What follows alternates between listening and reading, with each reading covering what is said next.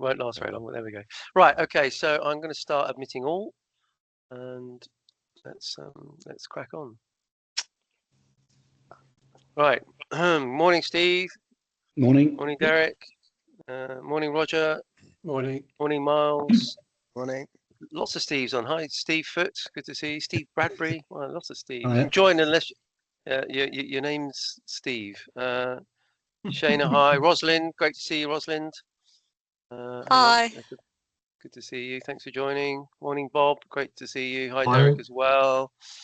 And good to see you, Jim. Good to see you, John. If you've just joined, if you could mute, please, that would be great, because invariably there's occasional background noise. That would be good. Okay. Morning, Martin. Thanks for joining. Bob, if you could mute. John, if you could mute, that'd be good. Morning, Mark. Thanks for joining. We'll leave it another minute, I think. Miles, if you could mute, please, that'd be great. And yeah, that's good. That's good. That's good. Thank you very much. Okay, right. Okay, I will monitor the lobby, Hal. But we'll get cracking. Okay, welcome everyone to this week's exciting coffee morning with Pension Playpen. Amazed to introduce to you Hal Robinson, who some of you will have known for 30 years and some of you will have just met. I'll ask Hal obviously to introduce himself and tell you all about his background and career. He definitely knows what he's talking about in this space, and very grateful for his time and his input. And I know he's ably assisted by Rosalind, but Rosalind's promised to chip in, presumably only as and when required. But thanks for joining Rosalind as well from Temple Bright to assist Howell as well. As usual, we are being recorded, so everybody thumbs up. Derek, Henry, Bob, Steve, everybody's happy. Miles, we're being recorded. I've explained to Hal that we're a very nice bunch. So if you want to ask any questions or raise a point, then please raise a hand on the actual toolbar. Not you, Henry, a virtual hand rather than an actual hand. Please raise an actual hand, and we'll bring you in. We'll also open up the chat so that if anybody wants to make any comments, put any amazing links in the chat, they can do that.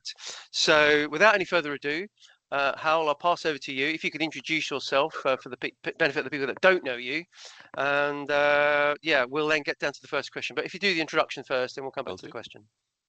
Nice to meet you all. I'm Hal Robinson. I'm a partner at Temple Bright. I've been at Temple Bright since last May. Before that, I was at Clifford Chance for 30 years. I was the head of pensions at Clifford Chance for the last 15 years. So I've had a very long career in pensions, advising employers, advising trustees, advising providers. An anecdote I may have told some of you before is that 31 years ago, I got a letter through the post telling me that I was joining Clifford Chance and I'd been allocated to pensions for 6 months. And genuinely, the thought that went through my head was, well, that's a waste of 6 months of my life. So that was 31 years ago. So nice to meet you all, and looking forward to a really good discussion. Yeah, great. Thanks for that introduction. And yeah, you still haven't got out of the department yet, but you just managed to basically get to 31 years and say, well, if I can't get out of the department, I'll go somewhere else. This is what Absolutely. you've done. There we go. Good stuff. Okay, so the first question is obviously who owns DB pension surplus, and this is one of the main thrusts of today's conversation. I know we've got a lot of talent on this call. Not only you, Hal, there's a lot of talent, but there's a lot of talent on this call. But this sort of springs to mind for trustees, sponsors, consultants and advisors. It's really important to understand who owns DB pension surplus. And we briefly touched upon it earlier offline about capital backed arrangements and that sort of stuff. But let's keep it mainly on the first question: who owns DB surplus? So over to you, Howell, on that one. Yeah, absolutely. I mean, this is one of those questions that does not have a single right answer. People sometimes would like it to have a single right answer, but it doesn't. It depends on individual pension scheme rules, and rules vary hugely when it comes to treatment of surplus. Some schemes If the pension scheme winds up, the surplus automatically goes back to the employer and nobody has a discretion to do anything different. At the other end, there are schemes that automatically give some or all of it to members. A lot of schemes are somewhere in between the two. There may be a discretion to use surplus to augment member benefits, but it might be exercisable by the employer, it might be the trustees, it might be both acting jointly. Rules also differ hugely on how you get into wind up in the first place, and that can be a really important consideration. If trustees have a power to use surplus for members in wind up, but they can't get into wind up without the employer doing something, then it may well become more of a negotiation. So it is a very scheme specific picture. It all depends on the rules of the scheme, and whatever the rules say, that's what has to be followed. That there is no overriding principle of law that says you can ignore pension scheme rules because surplus belongs to members or surplus belongs to employers. It is the rules that matter.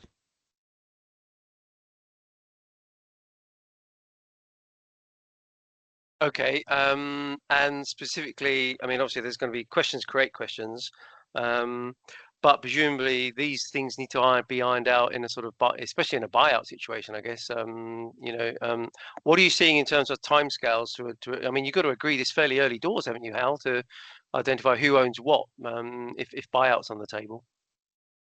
I mean, not necessarily, because I mean, you don't really know whether there is much surplus to deal with until you get quite close to the end of buyout in a lot of cases. I've got a buy-in that's in the process of converting to buyout at the moment. The buy-in was, I think, 18 months ago. We're getting towards the end of data verification.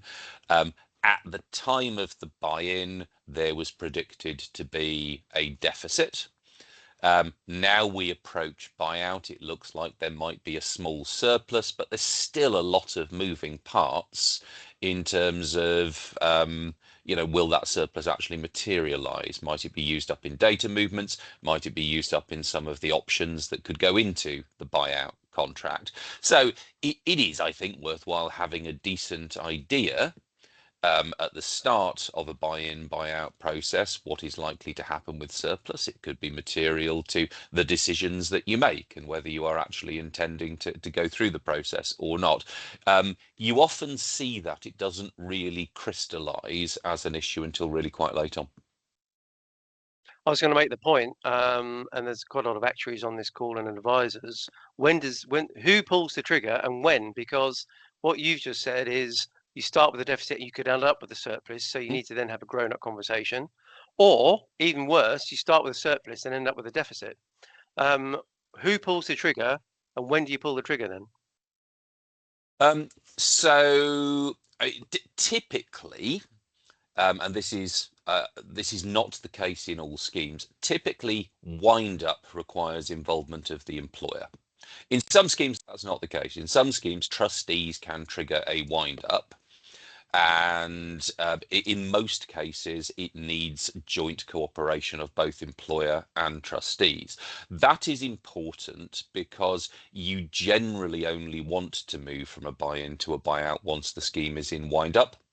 That isn't an absolute legal requirement, but it typically protects trustees to a greater extent if they buy out during wind up. So quite often the move from buy-in to buyout requires the cooperation of both. Okay. And does that also have a bearing on data quality? And also the actuaries pricing that at the insurance company end, if their factors change in the last 18 months, the trustees and the sponsor have no control on those factors, do they? I presume. Well, I mean, typically a buy-in contract will tie in the pricing to a certain extent. So there will invariably be a recalculation of the premium at the end of a buy-in, other than in very unusual cases where the pricing is accelerated. But typically a buy-in contract will require the insurer to use the same methodology. There will be things that move the pricing data changes, but as long as they don't move the dial beyond a certain window, typically the insurer will be tied into a certain approach, the one that was used for the initial premium at the start of the buy-in process. Okay, interesting. And what you're saying regards to the surplus itself is that depending scheme specific, it can depend on the amount of surplus, what the rules say, what the trustee says, blah blah blah blah. So trustees have to be very wary as to their use of that, and obviously they'll want to bang on the table and get the most for the members in accordance with the trustee rules. But equally, you've got a sponsor saying, "Hang on a minute, can I have some of that back?" Have you seen any battlegrounds created for that very reason? Yeah, you absolutely do. I mean, interestingly, it doesn't always play out in quite that way. I mean, this slightly feeds into, I think, one of the second areas we were going to talk about, which is how do trustees react to the discretions that they have. In some schemes, the question simply doesn't arise in the first place. The rules will simply entitle the employer to get the surplus back, or give the employer the discretion and not give the trustees a discretion. You only really get into significant arguments, I would say, when the trustees have a role to play in that discussion. I don't know, do you want to sort of move on to that second area about, how should trustees behave if they do have a discretion, or how will they behave? Well, Or are we just jumping ahead? finishing off that. Well, no, just finishing off that question. Have you actually, you or Rosalind or any legal lawyers on this call, seen any cases that have gone to court where trustees think they've got the power and they argue with it, or the sponsor thinks that they own it? Have there been any court cases, and has there been any precedent set for who owns DB surplus? So in terms of precedent set, there is a very clear line of authority from the case law that there is no overriding principle that members own surplus or employers own surplus. So that has been argued in numerous cases over the past several decades. People have gone to court with arguments saying, well, surely surplus ought to be used to enhance member benefits. Surely that's the right use. And the courts have very consistently said no to that. I mean, you get that from, Thrells and Lomas, which is a case going back to 1992. So that has been the case for a very long time. You've a number of court cases over the last few decades going to court on specific aspects, specific complexities, but that basic principle that is a case of following the rules rather than trying to say who owns surplus as a matter of principle has been established for a long time. Okay, Shana McCarthy says, if you've got a link to that case, not necessarily right now, Hal, but or Rosalind can maybe find that case, put a link to it. That'd be great. Just to I've typed the name of the case in the chat. Thrells versus Lomas. There you go. Yeah. Fantastic. Thanks for that. Brilliant. Okay, cool. Let's just move on, because obviously questions create questions. If the trustees have a discretion, how should they exercise it is the next question. So that's going to be quite an interesting one. It is. It's a really important question, because there can be this tendency to assume that if trustees control surplus, they will always favour members. And that isn't necessarily the case. I mean, that impression arises because there is this idea out there that trustees have an overriding duty to act in members' best interests, and that isn't really accurate. Trustee duties are more complex than that. Acting in members' best interests sometimes can be a useful shorthand for trustee duties. If you use it too much, it just becomes misleading. And I think that's happened quite a lot. And people now think it sort of trumps everything. Trustees don't have that overriding duty. Trustees have to use their powers for proper purposes. And if they are exercising a discretion, they have to consider all the factors that are relevant to that discretion. Member interests will usually be a very important consideration. Almost all trustee discretions, member interest will be an important thing to think about, but they are not the only consideration. And for example, there is quite strong guidance from the case law that if trustees are distributing surplus, they should think about where the surplus came from.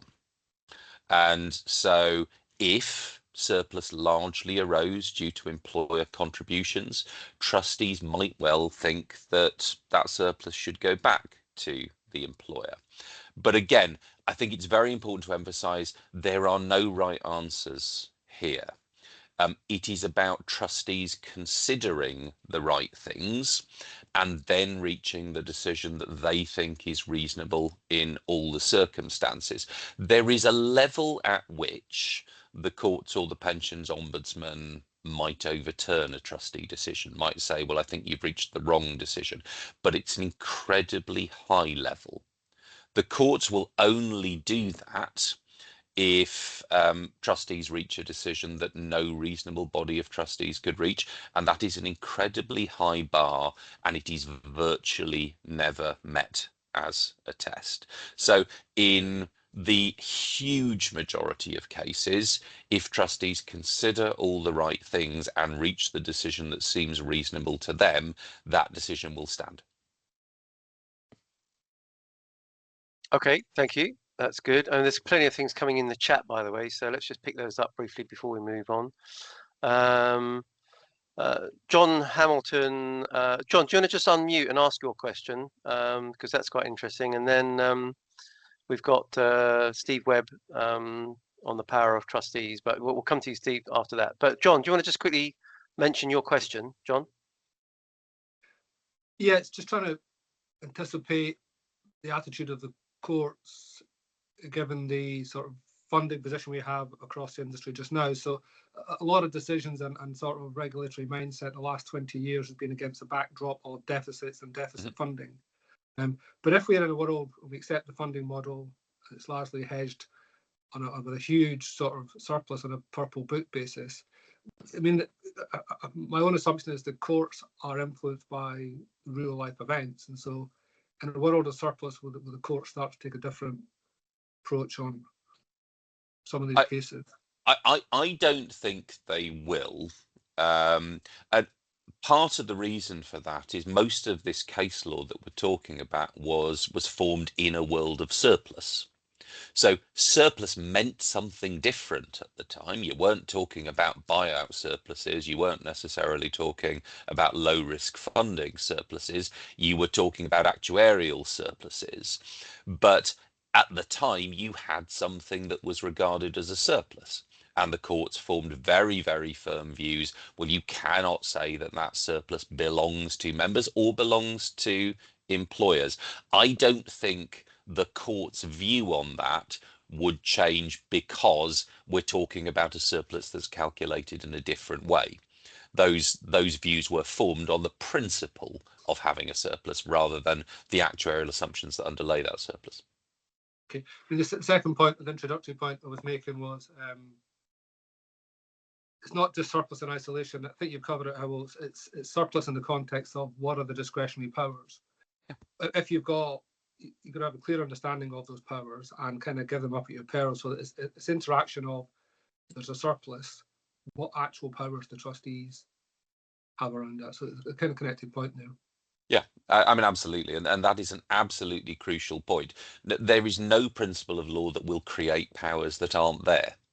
There is nothing that will say, well, shouldn't the trustees have a role in this? And the reverse of that is true as well. There is nothing that says that an employer will get surplus back. There are plenty of pension schemes out there that say very clearly in their rules there'll never be a payment of surplus to employers. You know, we've seen cases of that in the last couple of years. There are potential ways around that. You can apply to the regulator for variations of the scheme and so on. But there is no principle of law that will just give you a discretion that isn't there in the first place. Okay, John, you happy with that? Yeah, there's one. So there's one important related point interested in a view on. You can't wish away a rule or a discretion, but equally in our case it was relevant. We had made up of 57 schemes, lots of legacy issues, which periodically the trustees would consolidate or simplify or update the rules. Yeah. But you can't actually, you need to be careful in that. Ultimately, you have to go back and understand what was intended by the legacy rules, and some of these are very ancient. So In some circumstances, you do. I mean, the starting point is that the rules you have at the moment are the rules. But you're absolutely right. There are subtleties to that. You can get questions of, well, were those rules validly introduced? I mean, for example, if you had a pension scheme deed back in the day that said no surplus to employers and the rules cannot be amended in a way that that permitted transfer of surplus to the employers, you need to think about that. It may be that the current rules were not validly introduced. You also have a wider point about rectification.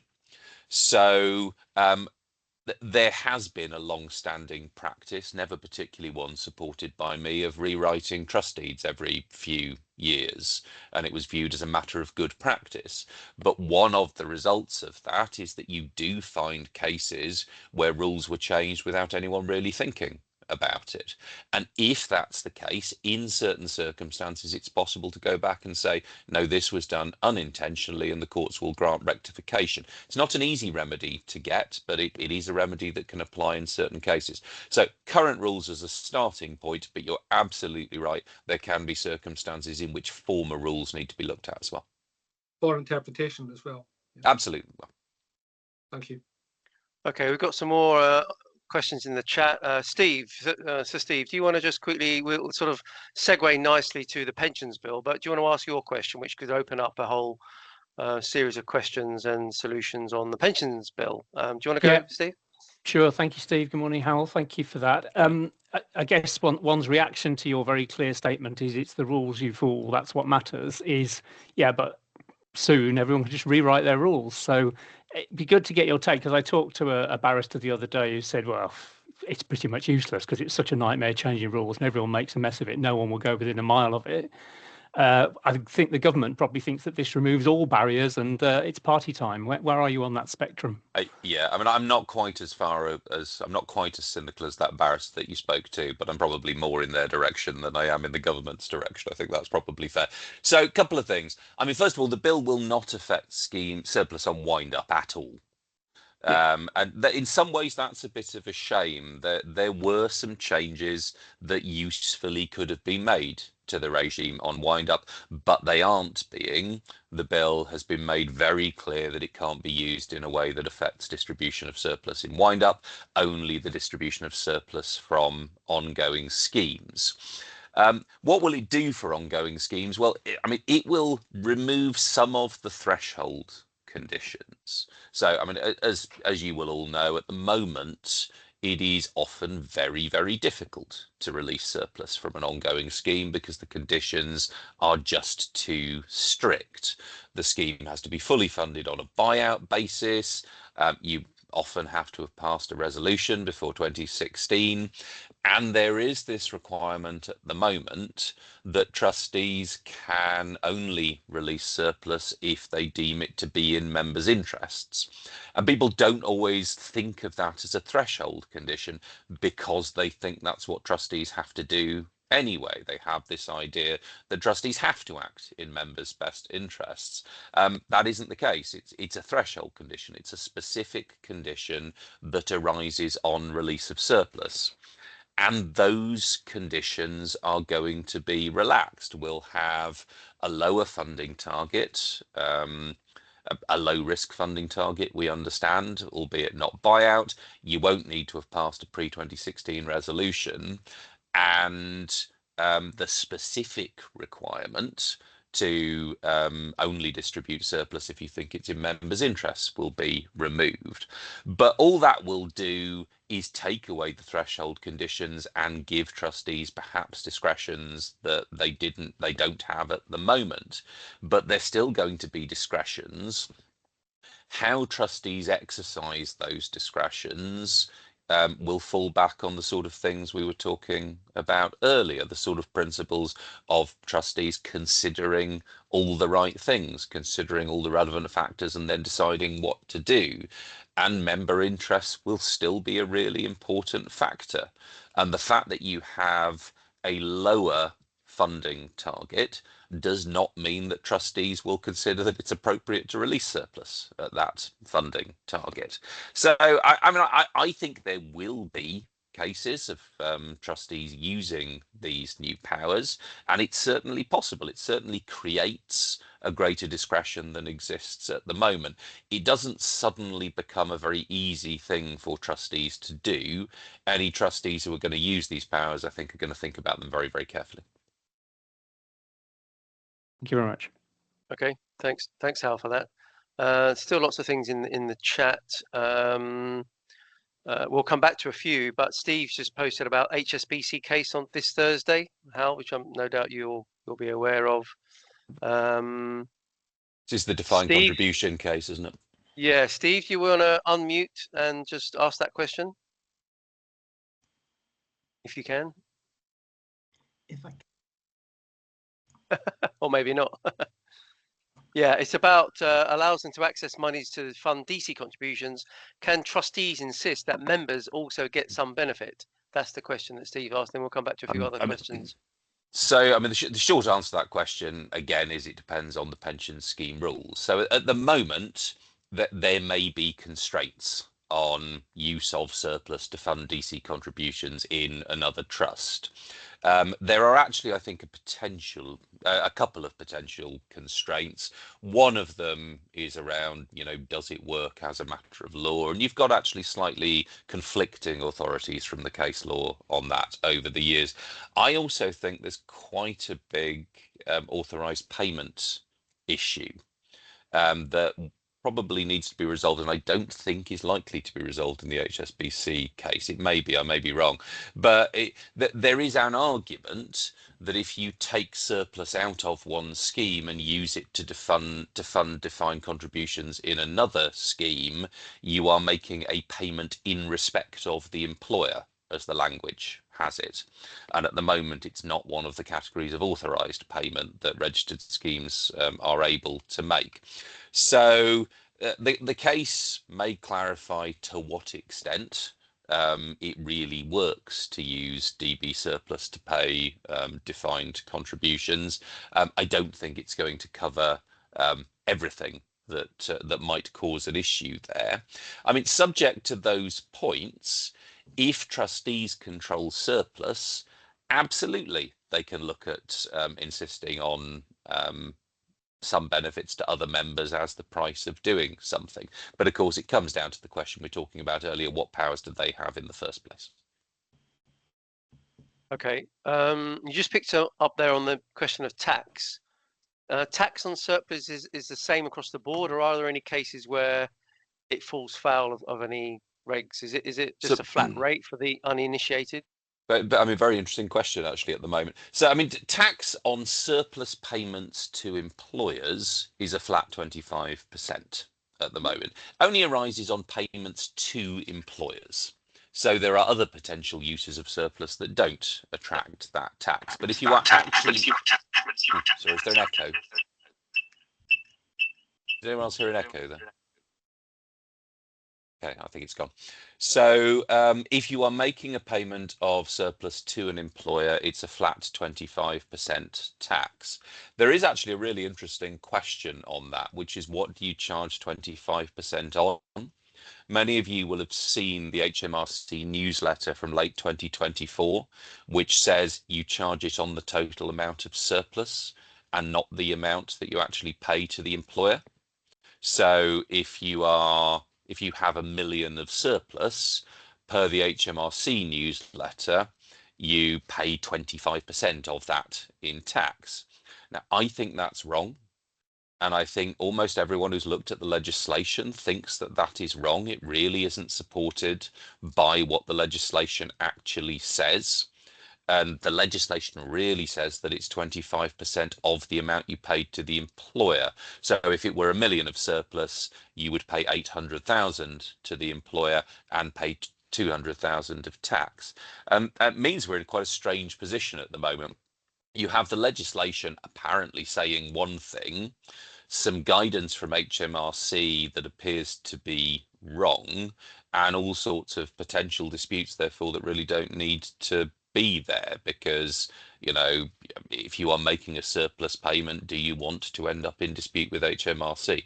So, I mean, to answer your more straightforward question, Steve, it's a flat 25% tax. It really ought to be 25% of the amount the employer receives, but we have this misleading guidance from HMRC at the moment. Okay, Dave Robbins has put in an interesting slant on that, where he's suggesting that Torsten Bell has sort of giving another thought that the removal of the statutory test in section 37(3)(d) of the Pensions Act on the grounds that it does no more than reflect trustees' existing duties. So is Torsten putting the cat amongst the pigeons, or do you need to sort of he's change his wrong. opinion? He's wrong, and he's very clearly wrong. That's simply, and it's not the first case of something like this happening. I mean, I rather suspect that requirement went in the first place without anyone realizing it had any significance. There's other examples. I mean, there is, in the investment regulations in 2005, you have this requirement, which comes from the original IORP directive, that investment decisions have to be made in members' best interests. And it creates a really important point of interpretation, because, you know, if you take that at face value, it isn't quite what trustees' duties are. But I rather suspect people signed off on that on the assumption that that it was reflecting trustees' existing duties. So again, to answer your question, Dave, yeah. I mean, it's not right, that statement.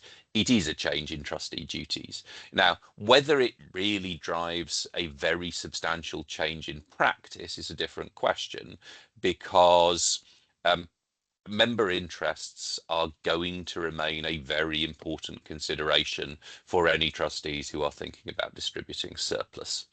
And, you know, I rather suspect a lot of trustees will be quite uncomfortable distributing surplus in many, many cases.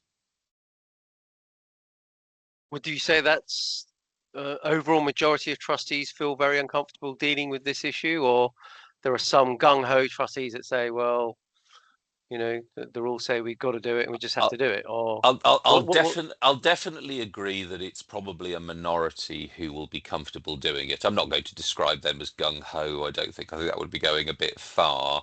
I strongly suspect the majority of trustees will be nervous about releasing surplus and using these new powers. Right. Okay. Just to say to everybody, Rosalind has very kindly put in the link, the legal case of Thrells Limited versus Lomas, 1993. So if anybody wants to have a look at that, that's in the chat. Yeah, and just to say, I put in the citation, so you ought to be able to search for it. It's not, as far as I can see, on Bailey, which is the big free legal case database, but you ought to be able to find it. There are quite a lot of publications that will have it somewhere. It's interesting. It's not the only case that says that. No. I mean, it's been backed. I mean, I think they say it in Edge, for example. So Yeah, it's a pretty consistent pattern of the court saying this over the years. Thanks, Rosalind. Great, Rosalind. Thanks very much. So Peter Cameron Brown earlier just mentioned a little bit about Section 37 of the Pensions Act doesn't apply. This sort of leads nicely into sort of the new world that we're seeing, and I know William McGrath's on this call as well, of run-on. Monitoring surplus with people run on, and you know, there's this sandwich, as I think we know, sort of above PPF and below fully funded, where, well, you know, there's probably, what is it, 4,000 schemes in that sandwich filler. If they run on, how is surplus dealt with, changed, influenced now, and how can it be influenced by the pensions bill, if at all? Well, that's quite a big question. So again, there's no right answer to how surplus can be used in a run-on. It depends on who has the power to decide whether you run on or not. I mean, for example, in quite a lot of schemes, trustees don't actually have a discretion to do anything other than run on, because very commonly getting into wind up requires the agreement of both employer and trustees. Trustees will usually have the ability to buy in without employer consent, although consultation with the employer on that will be very important. It's actually very commonly the case that they can't transition to wind up, which will usually hold back a buyout without employer consent. So in a lot of cases, there isn't really a decision for them to make. If there is a decision, and there is always pretty much the decision as to whether to buy in or run on, then it is a case of trustees considering the advantages and disadvantages of each approach, and again reaching the decision that they think is reasonable in all the circumstances. And there are advantages and disadvantages to both approaches. I mean, one of the advantages of run-on is that potentially it allows for surplus to be used to provide greater benefits to members. And that is a legitimate consideration for trustees. So if trustees think that run-on in surplus can enhance member benefits, then it is perfectly legitimate for them to decide to run on. And that's, again, something you get quite clearly from the case law. And it's worth emphasising because, generally speaking, enhancing member benefits is not part of the trustee's job. So if you look at the British Airways case, for example, you have their authority for the idea that it is not trustees' job to secure extra benefits. Their main job is to make sure the benefits that members are entitled to under the rules are duly provided. But the case law does say, well, that changes once you've got a surplus. If you're in deficit, don't go about trying to increase benefits in a way that increases the deficit. But once you have a surplus, you need to think about what to do with that surplus. And a legitimate use of surplus is that maybe one day it might enhance member benefits. There is no legally right answer as to how far they ought to go. There's no legally right answer as to how concrete the enhancements have to be. And again, none of this is likely to lead to an invalid trustee decision, a decision that no reasonable body of trustees could reach. But I do think it's really quite an important point, because we have had over, the last decade or two, quite a favoritism towards buyout. And I think some people have formed the impression that, buyout is the right answer, that buyout is what trustees have to do. And that is not right from a legal perspective. There are advantages and disadvantages. I think a lot of trustees will carry on working towards buyout, but run-on is a legitimate choice, and it is about considering the advantages and disadvantages. Okay, I'm going to put John Hamilton on the spot now, and you can say, Steve, you're being nosy, or you've signed an NDA, you can't tell us. Obviously, in your situation, John, what was agreed with the surplus? Obviously, I know there's been a separation of the sponsors, but does the investment manager get all the surplus, or is there any sharing, or can you divulge anything at all, John, or move on? Yeah, sure. I think some of this is public record now. Before we go on to the surplus share, Steve, you mentioned a phrase earlier on which I always bristle against. You said, if we're at fully funded, then why would you consider the alternatives? The point I'm making is we need to stop using buyout as a proxy for fully funded. It's fully funded for transferring a chunk of pension obligations to someone else, but it's never fully funded. I mean, I genuinely have faced circumstances in the past with LGPS local authorities trying to extract funding on a gilts minus basis, because they would say, oh, there's things that the unknown unknowns. So they're basically the biggest number they can possibly get. So let's be careful about what we think fully funding is. There comes a point in all these arrangements where how much is enough? And as TPR says, if you've got a whacking big surplus and you sit on it, it's not good governance for anyone. So that's kind of where you get to. how much is enough? And if there's also a proxy there, if you're assuming that buyout is fully funded, that's kind of disguised language for risk-free. Nothing is risk-free, and there's no such thing as fully funded, okay? How much do you reasonably need and a high probability of paying all the pensions? So that's an important point to frame our considerations. We've been scared witless the last 2 decades that we have to move. We've all been doing this. Initially it was IS, but by iteration, it's very clever of the insurers to define insurer as fully funded. It's fully funded for them. They take that fully funded amount of money and they re-risk it. So it's not even risk-free. It will be re-risked, and that's a trap we fall into.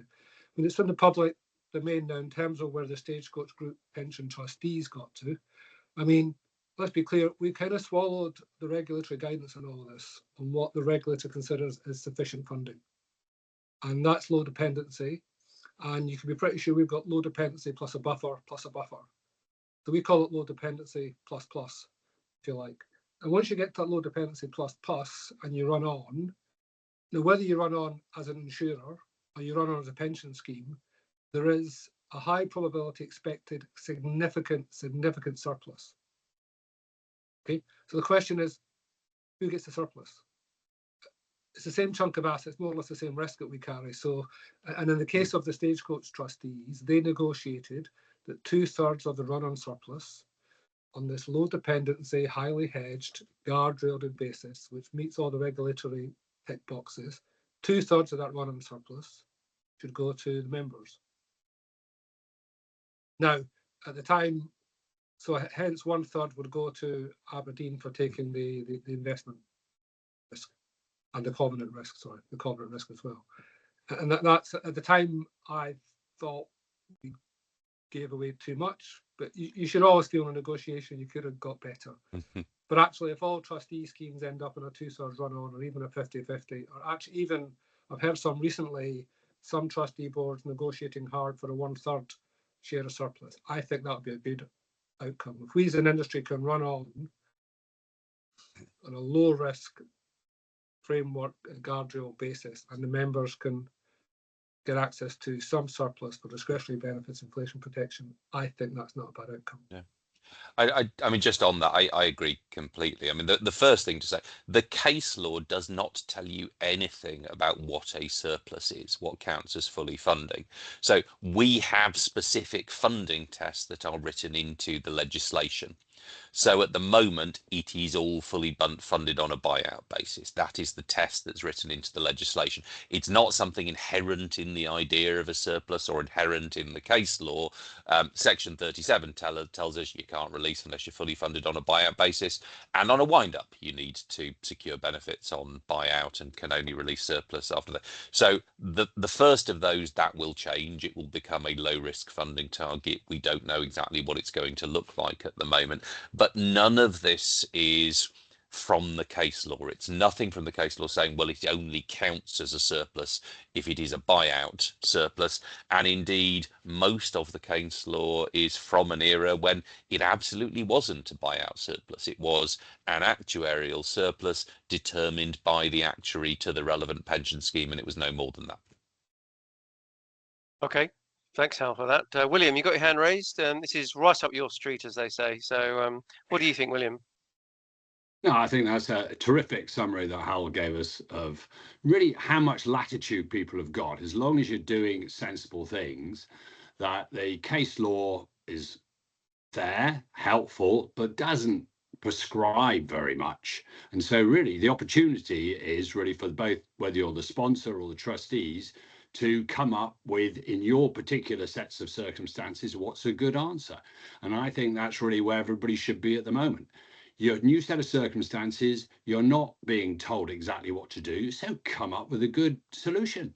And I think, as obviously John did in the case of Stagecoach, I think there's lots that people can do now. And that's where, when it comes to the bill that's going through at the moment, we've been very big enthusiasts for making everybody realize that they do have that latitude and focus on making sure people have got the data, which is why obviously we're fanatical about TAS 300, making sure that everybody have done those bulk transfer against run-on calculations, because once you do, we think it opens up whole vistas of what you should do next.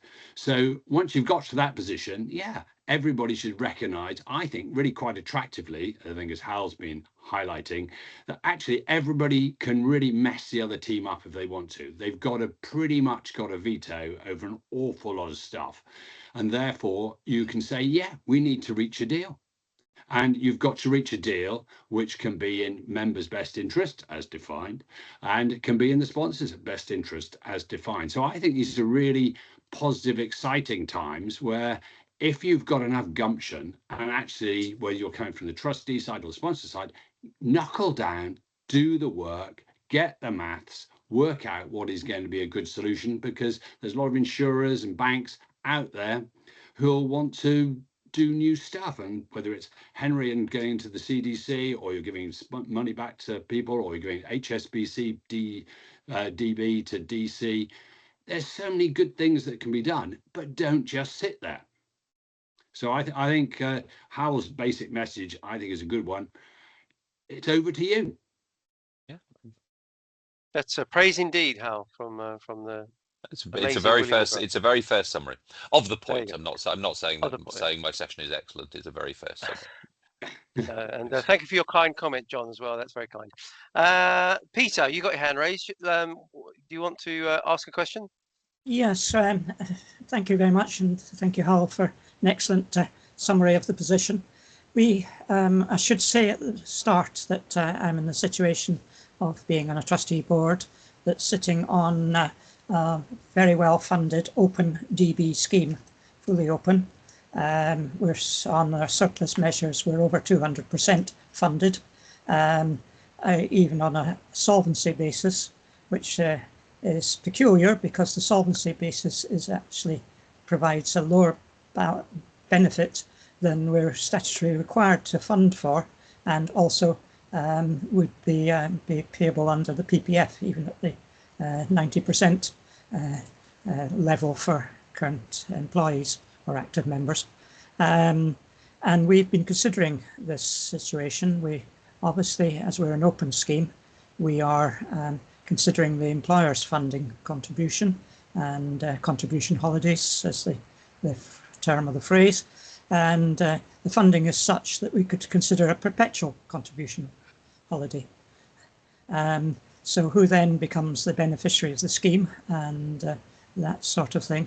And we've considered it, and we've taken the view, yes, the fiduciary duty, if I can use that phrase slightly widely, is in respect to members, is to not only to the past service members, as it would be in a closed scheme basis, but to the current employees and also to future employees who will be joining the scheme, and the assets are always being pooled between the past service and the future service, so the employees have not the traditional members of the scheme have always known they've been sharing the benefit.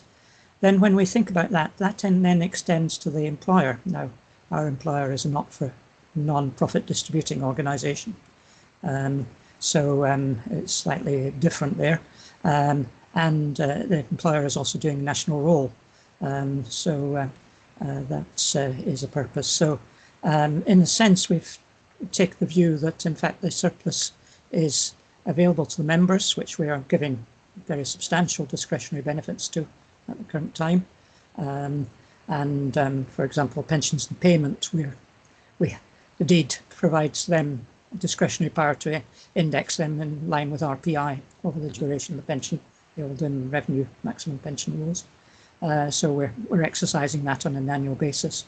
And on the deferred members, we're giving 10% revaluations in the last few years of the accrued benefits. So we're distributing it that way. But we feel that employers are missing out, other employers, on the possibility of reopening schemes to DB accrual, because that's entirely within the employer's control. And it can determine the benefits as the employment contracts of the new employees going into the scheme. So they needn't necessarily give the 60th final salary benefit down possibly to the auto-enrolment. And I think that and they could be very aggressive and give 1/120th on relevant national insurance earnings only in that scheme, and therefore spread the surplus over that group and reduce their future employment costs. And what I'm really concerned is that in the industry, we're not advising employers of this possibility so they can put that into their thinking. I wonder what your views were on that and how that matches to your practical situations you're dealing with. I mean, it's a long question. No, please. It's really interesting. I mean, everything you've described falls into categories of absolutely relevant factors. You're thinking about all the right things. Everything you've described is a legitimate consideration for trustees. You know, the position of existing members, the position of future people, all of it's perfectly legitimate, and it sounds like a very well thought through decision for your circumstances.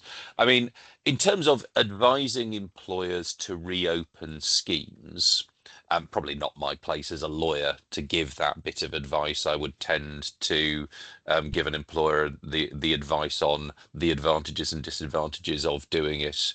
And, you know, legally, there are disadvantages to continuing to grow defined benefit liabilities. I do have sympathy with, you know, chief executives and finance directors who have become experts on involuntary experts, if you like, on pensions over the last couple of decades in a way they never intended to, and because of the sheer burden of regulation and dealing with our pensions regulator. So the legalities are one of the reasons why pension schemes were closed to future accrual. Of course, there are other reasons as well. So I don't think I'd ever give an employer the advice, I think you should reopen your defined benefit scheme. As I say, it's not really a question for a lawyer, that one. But I do think you make a very fair point that, you know, people may well want to consider. Thanks, Hal. That's good. Yes, really, just a third option was what I was going to say. Sure. Yeah. Okay. Thanks, John. Shana, you got your hand up? Do you want to ask a question? Hi, Steve. Thanks very much. I have a question in respect of this ongoing question as to who the surplus belongs to. So when you're trying to determine who the surplus belongs to, you often hear people say that you should understand where the surplus has come from. So in terms of a DB scheme, which takes in not only employer contributions, but also employee contributions, how would you make that determination? So, I mean, obviously there is a starting point before you get into this question as to who has the discretion. So it may be that there is no discretion. It may be that it's an employer controlled discretion. And these questions around, well, how do trustees consider this, only arise if the trustees actually have a discretion to exercise. How do you determine where the surplus comes from? I mean, you're presumably thinking about the factual difficulties of doing that. I mean, there is no fixed factual standard for a determination like that. There is nothing that says, well, you can only think about this if you can establish to a high degree of certainty that surplus arose from a particular place. If you can't find any reliable information about it, then the reality is trustees probably won't be able to consider it, and they'll end up not placing much reliance on it. But you don't need, it's not, for example, like, I mean, at the extreme, the criminal test. You don't need to prove beyond reasonable doubt that surplus came from X in order to place reliance on it and in order to decide that surplus came from X. Trustees have quite a wide margin of discretion on that front. Does that answer your question, Shana? Yes. So to give you some background, so I'm an actuary training as a barrister. So I'm trying to think from a practical perspective how you would, you know, all this money goes in together. So how do you separate it out and determine that most of the money has come from employers' contributions and therefore the employer should take the surplus? Well, so that second step, it's not a necessary result. So it isn't the case that if most of it has come from the employer, then it should go back to the employer. It's a consideration for the trustees. So it's about trustees looking at the information available to them, forming a view that they think is reasonable, thinking about, well, to what extent did this come from the employer rather than from the members. It isn't a case of saying, well, we need to hit a certain level, and beyond that level, the surplus will go back to the employer. It's about the trustees considering this as a factor and deciding what they think is reasonable. Thank you very much. Thank you. Pleasure. Yeah, and actually, as Peter suggests in the chat, obviously surplus can arise from investment performance and also actuarial changes in the liability shape. So it's not just purely contributions; it's a bigger pot, presumably, Hal, of consideration. Absolutely. Yeah. Okay. There was a question regarding going back to run-on. Is surplus in run-on a moving target, or is it sort of all agreed at the beginning, or what have you seen, Hal, for run-on and surplus? Maybe William's got an idea on this as well, but I'm just looking at a moving target, like the golden shot. In practice, it will move to an extent. So it is not possible to come up with an idea as to what the surplus is and fix it, and that will always be the surplus. If you are going to run on, I think in the great majority of cases, it will be a case of adopting a cautious investment strategy. People are generally not going to run on and then, it's all going to be in equities and it could move all over the place. There will be a degree of stability that trustees and employers will want to adopt as part of a run-on plan. And it's not going to be one where, fundamentally things can move hugely from day to day. So there will be a degree of stability without it ever becoming an absolutely fixed target. Okay, fantastic. We have the illustrious chairman, Henry. You got hand raised. Do you want to unmute, Henry? Yes, I have a question which comes from a colleague who ran a large pension scheme over a number of years. We've seen reductions in benefits payable as a result of problems. And